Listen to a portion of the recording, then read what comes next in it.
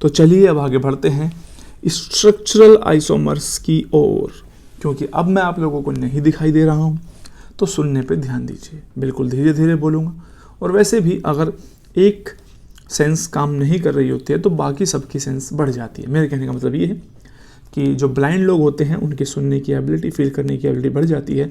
तो इसी तरीके से आपकी समझने की एबिलिटी बढ़ गई होगी अगर मैं आपको नहीं दिख रहा हूँ, और सुनने की भी। फोकस रहिए। जैसे कि मैंने पहली क्लास में बता दिया था, स्ट्रक्चरल आइसोमर्स क्या होंगे। तो स्ट्रक्चरल आइसोमर्स वो होंगे जिनकी कनेक्टिविटी में डिफरेंस होता है, और कनेक्टिविटी को मैं पहले भी समझा चुका हूँ। इन्हीं को तुम्हें इन बातों पे फोकस करना है। कॉन्स्टिट्यूशनल या रीजियो आइसोमर भी कहा होता है। क्लियर हो गई बात? ये तो इनके नाम है, इसमें तो कोई भी कॉन्सेप्ट नहीं है। स्ट्रक्चर आइसोमर्स हैं तो मॉलिक्यूलर फॉर्मूला क्या रहेगा? सेम। लेकिन इस पे फोकस करना, IUPAC नेम जो है वो क्या हो जाएगा? डिफरेंट हो जाएगा। क्योंकि ये स्ट्रक्चर आइसोमर्स हैं तो इनकी फिजिकल और केमिकल प्रॉपर्टीज भी कैसी होंगी? डिफरेंट होगी। क्योंकि सेम फॉर्मूला रखते हुए कोई कंपाउंड अल्कोहल भी हो सकता है, कोई कंपाउंड ईथर भी हो सकता है, दोनों के बॉइलिंग पॉइंट वगैरह में डिफरेंस रहेगा। लेकिन सेम क्या होता है? DBE। तो आप लोगों के लिए पहले एक नया वर्ड आ चुका है। DBE क्या होता है? तो DBE होता है डबल बॉन्ड इक्विवेलेंट। इसी को डिग्री ऑफ अनसैचुरेशन भी कहते हैं, या फिर हाइड्रोजन डिफिशियंसी इंडेक्स भी एक ही चीज को रिप्रेजेंट करता है। तो नाम 3 हो सकते हैं, काम एक ही है। अनसैचुरेशन का मतलब क्या होता है?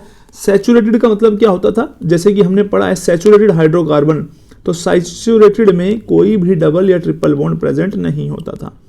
तो अनसैचुरेटेड में क्या प्रेजेंट होता है? या तो डबल बॉन्ड, हम ये मान के चलते थे। तो यानी कि ये वाली चीज किस चीज की डिग्री को बता रही है? अनसैचुरेशन की, कितना उसके अंदर अनसैचुरेशन प्रेजेंट है। DBE समझने के लिए आपको ये बात जरूर दिमाग में लेनी चाहिए कि DBE हाइड्रोजन डिफिशियंसी इंडेक्स से जुड़ी हुई है। ये हाइड्रोजन की डिफिशियंसी को रिप्रेजेंट करता है। मैं बहुत सिंपल एग्जांपल से समझाता हूं। देखिए CH3 CH2 CH3 क्या है? ये प्रोपेन है। अगर इससे हम 2 हाइड्रोजन हटा दें तो हम इस कंपाउंड को भी बना सकते हैं, और 2 हाइड्रोजन हटा के हम साइक्लोप्रोपेन भी बना सकते हैं। अगर ऐसा हम कर सकते हैं, दोनों ही कंपाउंड्स में हाइड्रोजन की डिफिशियंसी कितनी है? 2 की है। तो इसका मतलब हाइड्रोजन डिफिशियंसी इंडेक्स दोनों के लिए क्या है? सेम है। अगर हाइड्रोजन डिफिशियंसी इंडेक्स सेम है तो इसका मतलब हम कह सकते हैं, इसी को हम डिग्री ऑफ अनसैचुरेशन भी कहते हैं या DBE भी कहते हैं। तो यानी दोनों के लिए ही DBE भी क्या होगा? बिल्कुल सेम ही होगा। क्लियर हो गया? अब ये बात ध्यान रखना, डबल बॉन्ड जो नोट करके मैंने बात बताई है, डबल बॉन्ड जो है वो साइक्लोप्रोपेन में प्रेजेंट नहीं है, बट डिफिशियंसी जो है हाइड्रोजन की वो क्या है? सेम है। इसका मतलब कभी भी एक रिंग और एक डबल बॉन्ड, डबल बॉन्ड का मतलब है जो पाई बॉन्ड आया हुआ है, ठीक है। पाई तो अभी बनेगा, पहले क्या बनेगा? सिग्मा। तो एक पाई बॉन्ड और एक रिंग, दोनों में ही कितने के लिए, दोनों के लिए डिग्री ऑफ अनसैचुरेशन कितना होता है? 1 होता है। तो यानी कि बहुत इंपॉर्टेंट रिजल्ट आप लोगों के सामने लिख दिया है कि एक डिग्री ऑफ अनसैचुरेशन अगर किसी कंपाउंड में है तो आप मुझे ये कहेंगे सर या तो उसके अंदर एक रिंग प्रेजेंट है या फिर उसके अंदर क्या प्रेजेंट है? एक पाई बॉन्ड प्रेजेंट है। तो मैं सिंपल लैंग्वेज में लिख सकता हूं कि डबल बॉन्ड इक्विवेलेंट जो होता है वो होता है उस कंपाउंड में कितने पाई बॉन्ड है प्लस उसमें रिंग्स कितनी प्रेजेंट है। क्या सभी बच्चों को समझ में आ गई बात? इसका मतलब अगर मैं आपको ये कंपाउंड देके पूछूं बेटा इनमें DBE, DU या HDI फाइंड आउट करो, तो पहले वाले कंपाउंड में एक तो रिंग है और एक पाई बॉन्ड है, तो DBE कितना हो गया है? 2। इसमें सिर्फ एक रिंग है, सेकंड वाले में तो 1। इसमें कितनी रिंग है? 2। और मैंने बताया था किसी भी कंपाउंड में आइडिया लगाना हो कितनी रिंग है तो बॉन्ड ब्रेक करने शुरू करो, और जितने बॉन्ड ब्रेक करने पे वो कंपाउंड एसाइक्लिक हो जाए, यानी उसमें कोई भी रिंग ना बचे, उतनी ही उसका मतलब उसके अंदर रिंग प्रेजेंट थी। या फॉर एग्जांपल आपके पास कंपाउंड नंबर 3 गिवन है, इसको ओपन चेन बनाने के लिए कितने बॉन्ड तोड़ने पड़ेंगे? अगर आप किसी इस बॉन्ड को तोड़ देते हैं तो अब भी ये ओपन चेन नहीं बना है।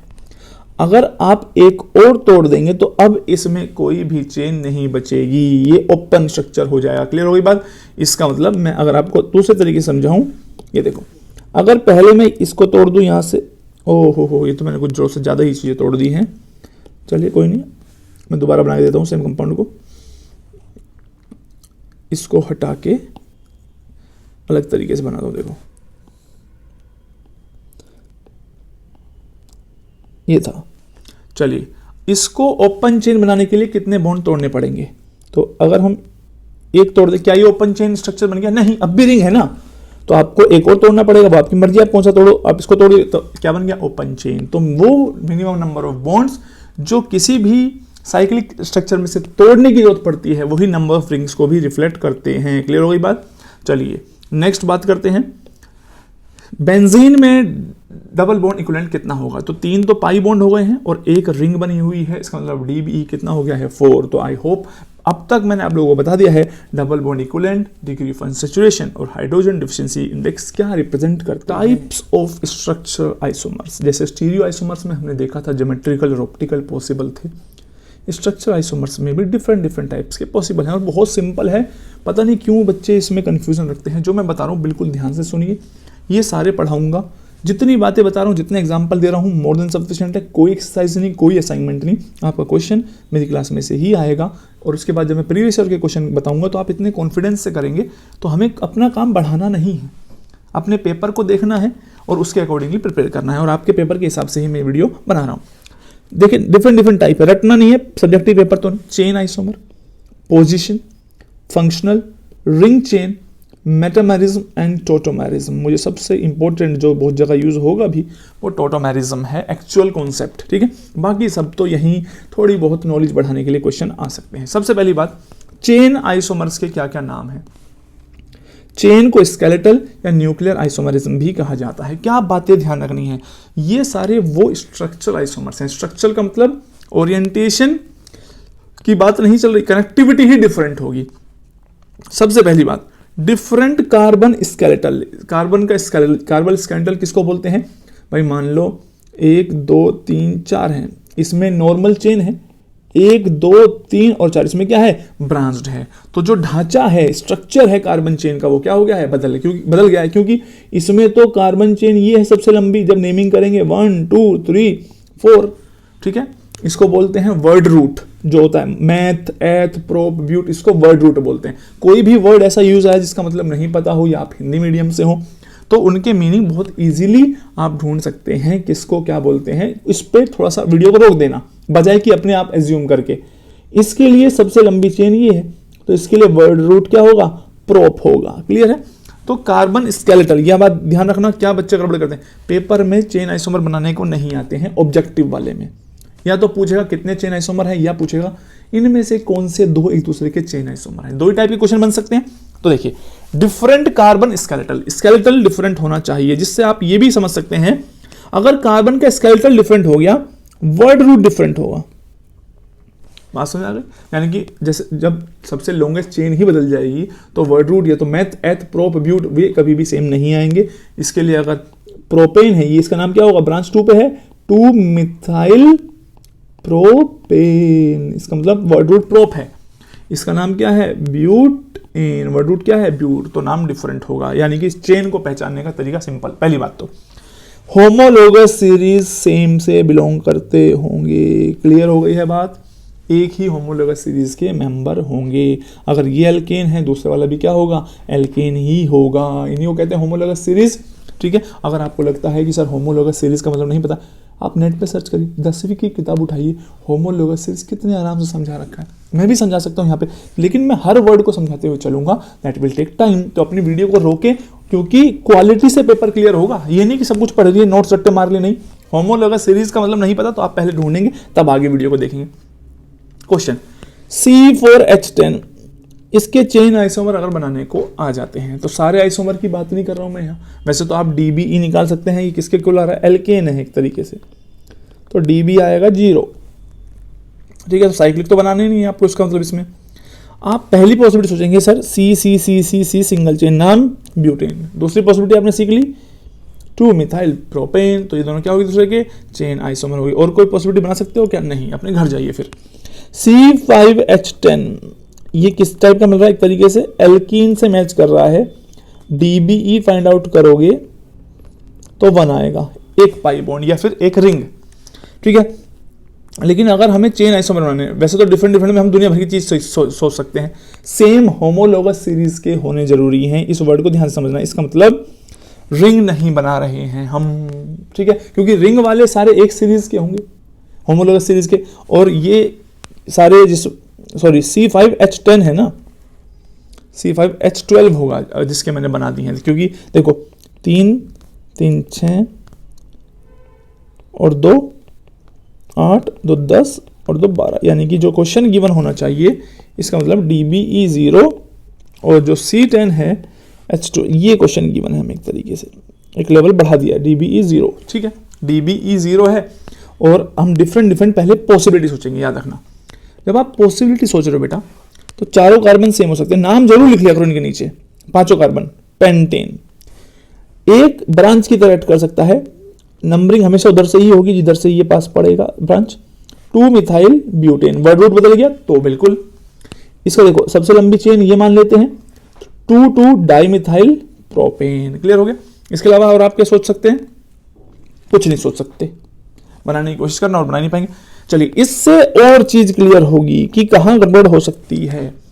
C6H10 की बात हो गई, यानी यहां भी मैंने क्या कर दिया है, H10 को क्वेश्चन में लिख दिया, जबकि इट शुड बी H14, दो ज्यादा। अब सोचनी है बेटा पॉसिबिलिटीज, तो देखो यहां से क्या नया सीखने को मिलेगा।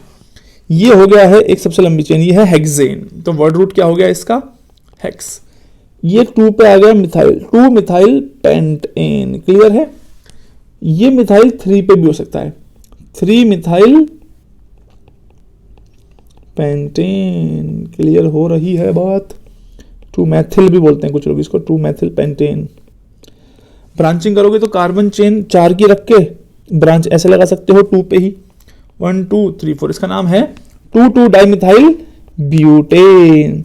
या फिर ब्रांच अलग अलग पोजीशन पे हो सकती है, एक 2 पे और एक 3 पे, इसका नाम है 2 डाई मिथाइल ब्यूटेन। तो हमने सोचा सर ये देखो क्या मस्त मस्त कार्बन स्केलेटल बना दिए हमने, ये हो गए हैं चेन आइसोमर। क्या मिस कर दिया तुमने बेटा, डिफरेंट स्केलेटल हम तभी काउंट करेंगे जब वर्ड रूट बदल जाएगा। पॉइंट नंबर 3 को अक्सर बच्चे भूल जाते हैं।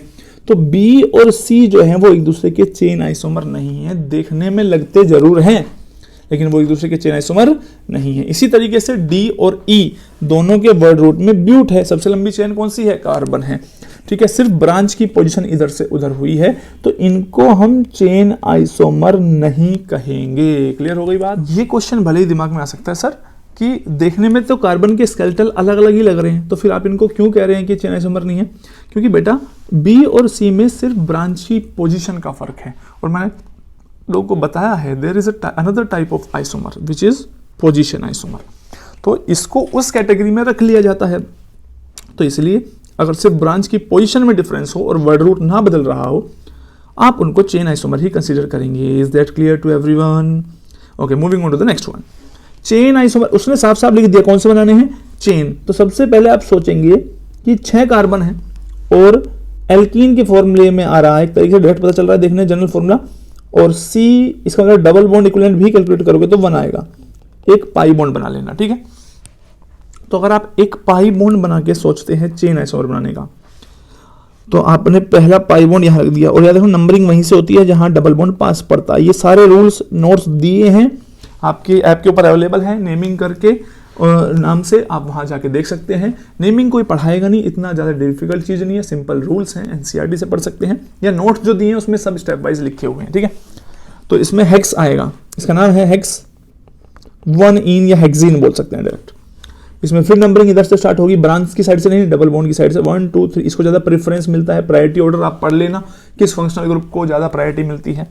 इसमें आएगा क्या, इसका नाम 4 पे ग्रुप है मिथाइल, 4 मिथाइल पेंट 1 इन।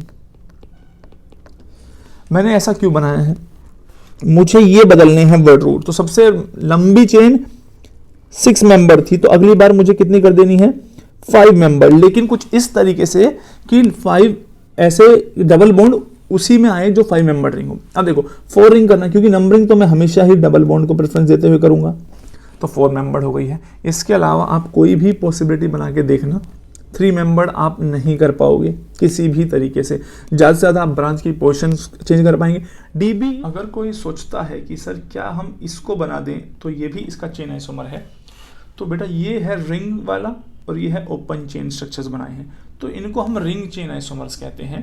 इसीलिए देखो कंफ्यूजन तब तक रहेगी जब तक आप अभी चेन आइसोमर पढ़ रहे हैं। जब आप ये सारे पढ़ लेंगे तो आपको बहुत इजीली मेरी बात समझ में आ जाएगी। और दूसरी बात है, मैंने आपको बताया है कि ये दोनों सेम होमोलोगस सीरीज से बिलोंग नहीं करेंगे। ये कौन सी होमोलोगस सीरीज से बिलोंग करते हैं? एल्कीन। और ये वाले कौन से हैं? साइक्लो एल्केन से बिलोंग करते हैं। क्लियर है? तो ये नहीं हुए। हालांकि क्वेश्चन को बहुत क्लियरली लिखना चाहिए था। चेन आइसोमर बनवा रहे हैं ऑफ एल्कीन, साफ साफ एक्चुअली इन्होंने लिखा हुआ है, ठीक है। क्योंकि अगर ये एल्कीन नहीं लिखते तो आप इसको और 5 मेंबर्ड रिंग वाले को, इन दोनों को भी चेन आइसोमर कह सकते हो। बस सेम होमोलोगस सीरीज से हो गए हैं, तीनों कंडीशन सेटिस्फाई हो गई है। फिर आप इसको भी ला सकते हैं, फिर आप 3 मेंबर्ड वाले में भी ला सकते हैं। तो जब तक वर्ड रूट बदलता रहेगा वो चेन आइसोमर बनते जाएंगे। लेकिन क्वेश्चन कितना क्लियरली कह रहा है कि चेन आइसोमर ऑफ एल्कीन, तो एल्कीन मेंशन किया हुआ है, इसीलिए मैंने सिर्फ यही तीनों बनाए हैं। आप लोगों को जरा सा भी किसी भी चीज में डाउट हो तो बेटा आप बिल्कुल कमेंट कर देना और पूछ लेना सारे डाउट्स, ठीक है। नेक्स्ट क्वेश्चन आप लोग ट्राई कीजिए। अगली बार इसने कुछ नहीं लिखा है, इसने सिर्फ साफ साफ क्वेश्चन पूछा है, draw the chain isomer of C4H11N, ठीक है।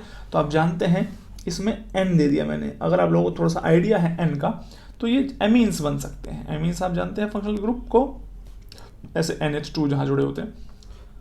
चेन आइसोमर है, वर्ड रूट बदलना चाहिए, सारे के सारे ही एक तरीके से अमीन बनने चाहिए। तो सबसे पहला तो आप सिंपल ही बनाएंगे, ब्यूटेन अमीन बोल सकते हैं या ब्यूटोन अमीन बोल सकते हैं, ठीक है। इसके अलावा आपने क्या कर दिया, इसको ब्रांचिंग कर दी, तो 1 2 3 इस तरीके से इधर से फंक्शनल ग्रुप पास होता है, उधर से नंबरिंग करते हैं। 2 मिथाइल प्रोपेन अमीन। इसके अलावा आपने क्या किया, ब्रांच को और दूसरे तरीके से अरेंज कर दिया। तो अब ये 1 2 आप इसको इस तरीके से देंगे। आप इसका नाम क्या सोच रहे होंगे? ये नहीं बेटा, ये देखो 1 लॉन्गेस्ट चेन तो अब भी यही है ना, 1 2 3, ये सही नाम होगा इसका। तो एक बार नेमिंग जरा ध्यान से पढ़ लेना। तो अब भी ये नाम क्या है, 2 मिथाइल प्रोपेन 2 अमीन। बात समझ में आ गई है? तो ये बात ध्यान रखो, ये दोनों, ये मिथाइल है 2 मिथाइल, इसका नाम है प्रोपेन अमीन, इसका नाम है 2 मिथाइल प्रोपेन 2 अमीन। डिफरेंस है इस चीज का कि अमीन्स की पोजीशन कहाँ पे है। वर्ड रूट तो दोनों के सेम ही है, प्रोप एंड प्रोप, तो आप लोग समझ गए। तो ये दोनों चेन आइसोमर नहीं है। ऐसे क्वेश्चन आपके एग्जाम में आएंगे कि ये दोनों बताओ बेटा, इन दोनों के बीच में क्या रिलेशन है, कि चेन आइसोमर है कि पोजीशन आइसोमर है। क्योंकि अब तक तो मैंने बाकी पढ़ा ही नहीं है, इसलिए थोड़ा बहुत कंफ्यूजन आ सकता है। लेकिन आप बहुत इजीली समझ रहे हैं कि क्या तीनों बातों को ध्यान रखना जरूरी है चेन आइसोमर्स के लिए, ठीक है। Moving on to the position isomers क्या होंगे। चलो देखो, जैसे जैसे हम डिफरेंट टाइप के स्ट्रक्चर आइसोमर्स पढ़ते जाएंगे, पुराने वाले क्वेश्चंस और भी ज्यादा क्लियर होते जाएंगे। कि अब पोजीशन आइसोमर क्या कहते हैं, पॉइंट ध्यान समझना, ये वो आइसोमर्स हैं, कार्बन स्केलेटल इसमें सेम होगा, यानी कि वर्ड रूट क्या बना रहेगा, सेम। जबकि चेन वालों में क्या था, डिफरेंट था। दूसरा पॉइंट तो मैंने लिख ही दिया। तीसरा, different in the position of, किस का डिफरेंट पोजीशन हो सकता है, जो ब्रांच होती है। अब समझ में आ गई बात। ब्रांच जैसे कि मिथाइल इथाइल वाले जो ब्रांच की तरह करते हैं, उनकी पोजीशन में डिफरेंस हो, या डबल बॉन्ड की पोजीशन में डिफरेंस हो, या फंक्शनल ग्रुप की पोजीशन में डिफरेंस हो। जैसे NH2 एक फंक्शनल ग्रुप था, ये यहाँ फर्स्ट पोजीशन पे है, यहाँ सेकंड पोजीशन पे है, तो इसका मतलब इसमें फंक्शनल ग्रुप की पोजीशन चेंज थी। तो अभी इसका मतलब ये दोनों एक दूसरे के पोजीशन आइसोमर हुए। तीनों पॉइंट समझ में आ गए। अब जरा ध्यान से समझ ले इस बात को जो मैंने यहाँ पे लिखा है, कि जो functional group having carbon at first position और chain terminating don't show position isomer. Chain terminating कौन से होते हैं, या जिनकी पहली पोजीशन पर कार्बन आता है, जैसे कि साइनाइड मान लो पहली पोजीशन पे। चेन टर्मिनेटिंग जैसे COOH, वहां से आगे चेन नहीं चल सकती। चेन टर्मिनेटिंग वाले कौन से होते हैं भाई, फंक्शनल ग्रुप। जरा ध्यान से समझो बेटा, मैं समझा देता हूं इसको। ये भी फंक्शनल ग्रुप है, एक एल्डिहाइड कीटोन, इसके इधर भी चेन चलती रहेगी, इधर भी चलती रहेगी। लेकिन COOH जहां आ गया, वो उस चेन को क्या कर देता है, टर्मिनेट कर देता है। तो ये छोटे छोटे टर्म्स हैं, अगर आपको जरा से भी कंफ्यूजन हो रही है तो पहले आप ये टाइप कर लें, ये सर्च कर लें कि चेन टर्मिनेटिंग फंक्शनल ग्रुप कौन से होते हैं, या फिर जो मैंने नोट्स प्रोवाइड कर रखे हैं नेमिंग के उसमें सब कुछ है, ठीक है, उसको आप एक बार देख लीजिए, आपको आइडिया लग जाएगा। तो चलिए अब बात करते हैं पोजीशन आइसोमर्स बनाने की। तो कैसे, तो आप लोगों को पहले बताना है 1 और 2 क्या ये दोनों एक दूसरे के पोजीशन आइसोमर हैं? आंसर इज बिल्कुल हैं सर, क्योंकि डबल बॉन्ड की पोजीशन क्या हो गई है, चेंज हो गई है। वर्ड रूट सेम रहेगा, नाम देखो 1 2 3 4, पहले वाले का नाम क्या है, ब्यूट 1 इन, दूसरे वाले क्या क्या है 1 2 3 4 ब्यूट 2 इन, तो वर्ड रूट क्या है, सेम है। ये देखो इनको एक ही पर अगर दोनों सीएल जुड़े होते हैं इनको जेम डाई हैलाइड्स बोलते हैं, छोटे छोटे नाम यूज होंगे। डाई हैलाइड है, ये तो क्लोराइड है तो साथ साथ क्लोराइड लिख दिया। एडजेसेंट वाले पे हो तो विसिनल बोलते हैं, या विक, विसिनल डाइक्लोराइड है। तो यानी जेम और डाई वाले ये दोनों इस केस में आइसोमर तो है ही है।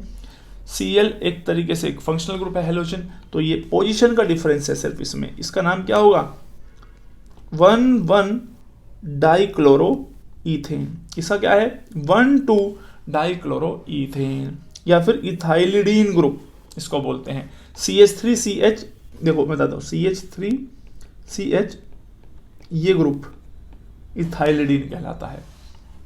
CH2CH2 ये इथाइलिन ग्रुप कहलाता है। याद करो कोऑर्डिनेशन में भी जब यहाँ NH2 और NH2 लगता था तो इसका नाम होता था इथाइलिन डायमीन लिगेंड। याद है, नहीं है तो जब पढ़ोगे तब समझ में आ जाएगा। नेक्स्ट देखो ध्यान से, क्या ये दोनों एक दूसरे के पोजीशन आइसोमर्स हैं? तो नंबरिंग 1, ये मैंने किस टाइप की नंबरिंग कर दी बेटा, फंक्शनल ग्रुप पास होगा वहीं से करेंगे 1 2 3 1 2 3, ठीक है। तो फर्स्ट वाले का नाम क्या हो गया, प्रोप 1 ऑल, और दूसरे वाले प्रोप 2 ऑल हो गया है, ठीक है। अब जरा ध्यान से देखो, जिनमें अगर यही मैं बात समझा रहा था, फंक्शनल ग्रुप आ गया है एल्डिहाइड, ये भी चेन टर्मिनेटिंग है, क्योंकि एल्डिहाइड अगर किसी चेन पे जुड़ गया जाके दूसरी साइड तो H आ जाता है, तो चेन को क्या कर देता है, टर्मिनेट।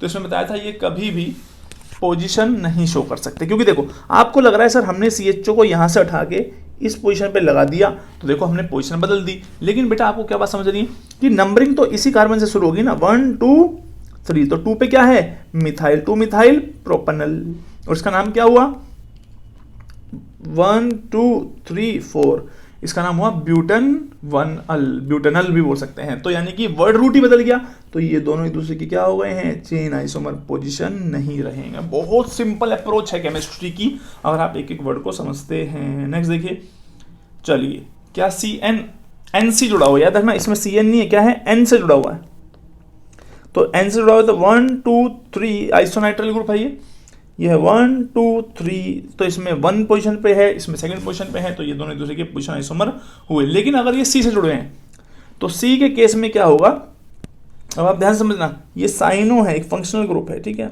अगर आप नंबरिंग करेंगे इसमें तो इसकी नंबरिंग कार्बन से होगी 1 2 3, अगेन इसकी नंबरिंग कार्बन से 1 2 3 4, तो दोनों चेन आइसोमर, वर्ड रूट क्या हो गए हैं, बदल। यानी कि आइसोमेरिज्म सीखने के लिए आपको नंबरिंग करना आना जरूरी है, नेमिंग आना जरूरी है। तो अगर आप लोगों ने नेमिंग नहीं देखी है या आपने वो नोट्स नहीं रेफर की हैं तो ही आप लोगों को समझ में नहीं आ रहा होगा, सर ये आप नंबरिंग कभी तो कार्बन से कर रहे हैं, कभी आप नंबरिंग फंक्शनल ग्रुप को नहीं देखते हैं, तो आपको ये समझना होगा। वो पूरा डिटेल में मैंने आप लोगों को नोट्स में पढ़ा रखा है, आप लोग देख लीजिए उसको, ठीक है। चलिए ये दोनों, इसमें सिर्फ CL की देखो, बेंजीन तो है ही, नेमिंग तो आनी चाहिए, 1 2 डाइक्लोरो बेंजीन, ये है 1 3 डाइक्लोरो बेंजीन, तो पोजीशन साफ साफ बदली है क्लोरो की, तो ये पोजीशन आइसोमर हुए। नेक्स्ट आ जाते हैं बेटा इस पे, क्लोरो की पोजीशन चेंज हुई, ये है 1 2 डाइक्लोरो साइक्लोप्रोपेन, 1 1 डाइक्लोरो साइक्लोप्रोपेन, तो पोजीशन चेंज हुई ब्रांच की, वर्ड रूट सेम रहा, that is why position isomers.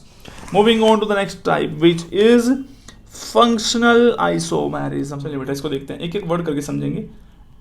Exhibit isomer तो हैं लेकिन फंक्शनल ग्रुप बदल जाएंगे। फंक्शनल ग्रुप कैसे बदल जाएंगे देखते हैं। चलिए, belongs to different homologous series, जब भी आप क्वेश्चंस का आंसर करेंगे तो ये जो हर आइसोमर के बारे में मैंने 2 पॉइंट आप लोगों को लिख के दे रखे हैं, आप ये जरूर ध्यान में रखेंगे कि सर ने क्या पॉइंट बताए थे। अगर आप ये पॉइंट भूल गए ना तो गलती होने के चांसेस बहुत ज्यादा होंगे, क्योंकि एग्जामिनर बहुत क्लोज ऑप्शंस बनाते हैं। तो दोनों पॉइंट समझ में आ गए। अब जरा देखो, फॉर एग्जाम्पल एल्कोहल और इथर, क्या है इसमें फॉर्मूला सेम है, कनेक्टिविटी डिफरेंट है, स्ट्रक्चरल आइसोमर है, लेकिन ये अल्कोहल वाला फंक्शनल ग्रुप है और ये कौन सा है, ईथर वाला है। और होमोलोगस सीरीज ही बदल गई क्योंकि अल्कोहल सीरीज से है, ये ईथर वाली से है। तो जरा ध्यान से देखो कौन कौन फंक्शनल आइसोमरिज्म शो करता है, ये सबसे आसान होते हैं पहचान ले। तो देखो एल्डिहाइड और कीटोन, मोलिकुलर फॉर्मूला सेम बना रहेगा, लेकिन इसमें एल्डिहाइड है फंक्शनल ग्रुप और इसमें कौन सा है, कीटोन है। तो बहुत इजीली आप पहचान लेंगे इसमें। तो नाइट्राइल और आइसोनाइट्राइल, अब ये कार्बन से जुड़ा हो या नाइट्रोजन से, फॉर्मूला तो सेम रहेगा, लेकिन फंक्शनल जो होमोलोगस सीरीज है वो क्या, फंक्शनल ग्रुप क्या है वो बदल गया है। एसिड और एस्टर, देखो COOH और इधर देखो ये भी एक तरीके से COOH है, तो बात वही। तो ओरिएंटेज सिर्फ कनेक्टिविटी डिफरेंट है, 1 डिग्री 2 डिग्री और 3 डिग्री अमीन। देखो जरा सभी के केस में जब फॉर्मूला सेम होगा, सिर्फ कनेक्टिविटी डिफरेंट है तो स्ट्रक्चर आइसोमर्स हैं, लेकिन फंक्शनल ग्रुप इनको अलग समझ लेना, ये बात ध्यान रखना, ये मत सोचना ये सारे अमीन्स हैं। 1 डिग्री अमीन, 2 डिग्री अमीन और 3 डिग्री अमीन अलग अलग होमोलोगस सीरीज से बिलोंग करते हैं। आप देख रहे हैं कुछ वर्ड बार बार यूज हो रहे हैं, जैसे homologous series, functional group, chain terminating वाली बात, तो इनको जब तक पकड़ नहीं होगी तब तक इन आइसोमरिज्म में गड़बड़ होगी। तो उन वर्ड्स पे थोड़ी सी मेहनत जरूर कीजिए। अगर हम इनकी बात करते हैं, देखो इसमें ये क्या है, ये अल्कोहल है एक तरीके से, और ये क्या है, फिनॉल है। तो ये दो अलग फंक्शनल ग्रुप है, सेम होमोलोगस सीरीज से बिलोंग नहीं करते होंगे। अब जरा इसको देखिए क्या एग्जाम्पल बता कर रहा है, ये एल्काइन है और ये क्या है, डाइईन है।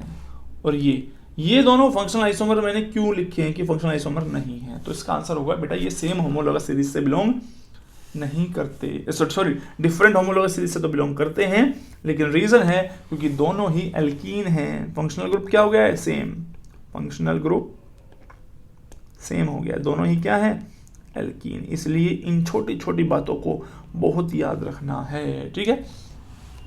अब ये जो है डिफरेंट होमोलोगस सीरीज से भी हो गया है और ये अलग बाइसाइक्लो कंपाउंड भी हो गया है, तो फंक्शनल ग्रुप भी डिफरेंट हो गया है और होमोलोगस सीरीज जो है वो भी क्या हो रही है, डिफरेंट होगी। तो हर पॉइंट जो मैंने शुरू में लिखवाए हैं समझ लेना, वो इस टाइप के क्वेश्चंस में गलती करने से बचाएंगे। क्लियर हो रही है बात।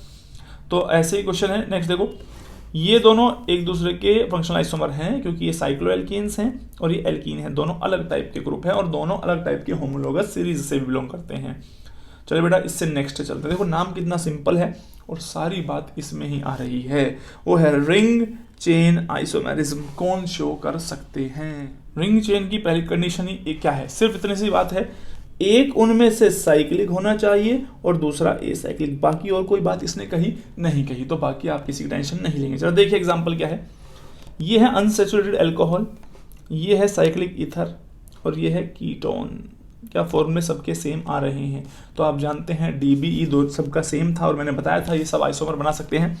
तो आप ये बात समझ रहे हैं, ये हाँ ये बात और ध्यान रखना बेटा, कभी कभी दो कंपाउंड एक से ज्यादा टाइप के आइसोमेरिज्म भी शो कर सकते हैं, तो उसमें टेंशन मत लेना, हो सकता है सेम कंपाउंड एक से ज्यादा टाइप के आइसोमेरिज्म शो कर रहे हों। तो जैसे कि अगर आप यहाँ देखिए ये अल्कोहल फंक्शनल ग्रुप है और ये कीटोन है, तो ये फंक्शनल भी शो कर रहे हैं, तो इसलिए कई बार क्वेश्चन में होगा ये कौन कौन से आइसोमेरिज्म शो कर रहे हैं। दूसरी बात, ये वाला आइसोमर एसाइक्लिक है यानी ओपन चेन है एक तरीके से, और ये वाला साइक्लिक है, तो यानी कि ये दोनों कौन सा शो कर रहे हैं, ये दोनों रिंग चेन शो कर रहे हैं। ये वाला इसके साथ क्या शो कर रहा है, रिंग चेन शो कर रहा है, लेकिन ये आपस में एक दूसरे के साथ यानी कि अल्कोहल और कीटोन रिंग चेन शो नहीं कर रहे हैं, ये फंक्शनल वाला शो कर रहे हैं। बात समझ में आ गई है। नेक्स्ट देखिए क्या इंटरेस्टिंग बात है, ये इसके साथ रिंग चेन शो करेगा, ये इसके साथ रिंग चेन शो करेगा, DBE सेम है मैंने बताया था, लेकिन ये दोनों आपस में क्यों नहीं कर रहे हैं रिंग चेन, क्योंकि दोनों ही रिंग है, दोनों के दोनों कैसे आ गए, साइक्लिक आ गए, तो दोनों चेन आइसोमर है। चेन आइसोमर क्यों है, क्योंकि चेन आइसोमर में क्या सेम होमोलोगस सीरीज चाहिए था, ये भी साइक्लोएल्कीन है, ये भी ये साइक्लोब्यूटेन है बेटा, और ये है 1 मिथाइल साइक्लोप्रोपेन, तो यानी कि वर्ड रूट क्या हो गया, बदल गया है। तो अगर वो कंडीशंस आपने सारी एक जगह लिख ली है तो ये एग्जांपल उन्हीं को क्लियर कर रहे हैं, और हर कोई भी क्वेश्चन ऐसा हो ही नहीं सकता जो आपसे ना हो।